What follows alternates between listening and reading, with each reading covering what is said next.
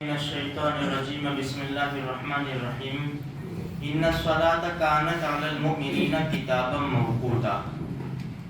دیکھو اسلام میں، دین میں نماز کا مرتبہ بہت بڑا ہے، اس لیے ایمان کے بعد سب سے پہلے نماز کی پوچھ ہوگی۔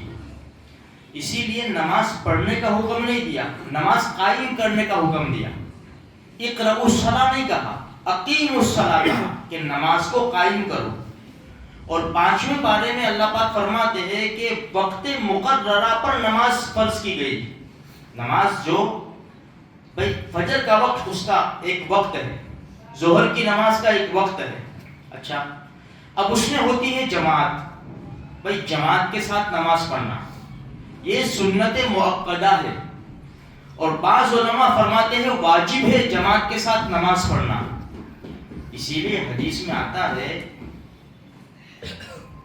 بخاری شریف کی روایت ہے، نبی کریم صلی اللہ علیہ وسلم نے ارشاد فرمایا، میرا جی چاہتا ہے کہ نماز قائم کر دوں اور ان لوگوں کے گھروں پر جاؤں جو بغیر کسی عذر کے گھروں میں نماز پڑھ لیتے ہیں، ان کے گھروں کو آگ لگا دوں۔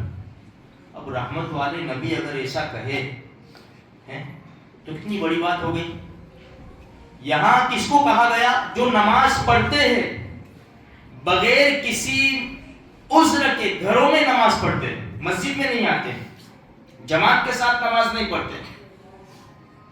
ان کے بارے میں نہیں فرمایا کہ جو نماز نہیں پڑھتے ان کے گھر جلا دو، نماز پڑھتے ہیں لیکن مسجد میں نہیں آتے۔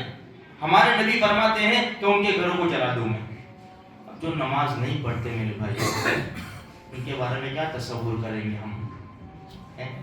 رحمت والے نبی کے جملے تو سنو۔ اسی لیے فرمایا نا کہ بھائی مسجد بہت دور ہے، جا نہیں سکتے، یا ایسی جگہ پر ہے جہاں مسجد نہیں ہے، تو اگر 2-3 آدمی بھی ہونا تو وہ جماعت کے ساتھ نماز پڑھے۔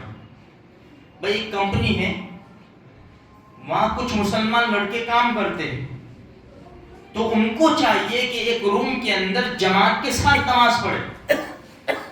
بھائی ہم مسلمان ہیں، مسلمان کو اتنا تو آنا چاہیے کہ نماز پڑھا سکے وہ۔ آج دیکھو اتنے ہم پیچھے ہو گئے، اگر کسی کو کہے نا بھائی تکبیر کہہ تو تھوڑا سا آگے پیچھے ہم ہوتے ہیں۔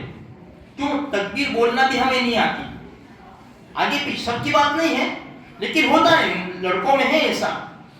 اذان دینا نہیں آتی، ہماری اذانیں کتنی مسجدیں صحیح نہیں ہماری اذانیں، بس اذانیں ہو رہی ہے۔ اور افسوس کی بات تو یہی ہے میرے بھائیوں کہ مسجدوں کی اذان سنو نا تو آپ پوچھو علماء سے کہ یہ مسجد میں اذان صحیح ہو رہی ہے۔ اب جو آیا اس کو مؤذن بنا لیا، اپنی دکان پہ رکھیں گے ایسے آدمی کو کہ جو برابر ٹھیک سے ڈھنگ سے کام نہ کرتا ہو، بول نہ سکتا ہو؟ یہ تو خدا کا دربار ہے یار، اور اپنے جیب سے پیسے دینے نہیں ہیں۔ اس لیے ہمیں تھوڑا سا احتیاط کرنا چاہیے۔ بھائی اذان تو ایسی ہو کہ راستے میں جانے والا کھڑا ہو جائے، کیونکہ ہماری جو مسجد ہے وہ عام راستوں پر ہے، سب جاتے ہیں، مسلمان غیر مسلم سب جاتے ہیں۔ تو اذان میں ایک کشش ہے کہ چلتا ہوا آدمی کھڑا ہو جائے، لیکن نوجوان کو دیکھو، وہ اذان کی نہیں آتی، بھائی تکبیر بول نہیں آتی، بھائی نماز پڑھا دے نہیں آتی۔ تو مسلمان نوجوان کے اندر اتنی استعداد اور صلاحیت ہونی ضروری ہے کہ بھائی چلو جماعت ہو گئی، اپنے دونوں نماز پڑھ لیتے ہیں، چلو آ جاؤ۔ اب ایک آفس میں کام کرتے ہیں، چلو ہم جماعت کے ساتھ نماز پڑھیں گے۔ جماعت بہت بڑی چیز ہے، اس لیے میرے بھائیوں ہمیں اس کا بہت بڑا اہتمام کرنا چاہیے۔ نمازوں کی پابندی کرو اور کوشش کرو خدا کے دربار میں، جہاں جس علاقے میں ہم رہتے ہیں، جہاں ہم جس مسجد میں نماز پڑھتے ہیں، ہم پوری کوشش کریں جماعت سے پہلے ہم چلے جائیں اور جماعت کے ساتھ ہماری نماز ہو۔ خصوصاً فجر کی نماز کا ہم اہتمام کریں میرے بھائیوں۔ دیکھو بہت حالات بڑے نازک ہیں، ہم فجر کی نماز پڑھیں گے نا اللہ کی حفاظت میں آ جائیں گے۔ اللہ تبارک و تعالیٰ مجھے بھی، آپ کو بھی، سارے مسلمانوں کو پکے سچے نمازی اور مسلمان بنا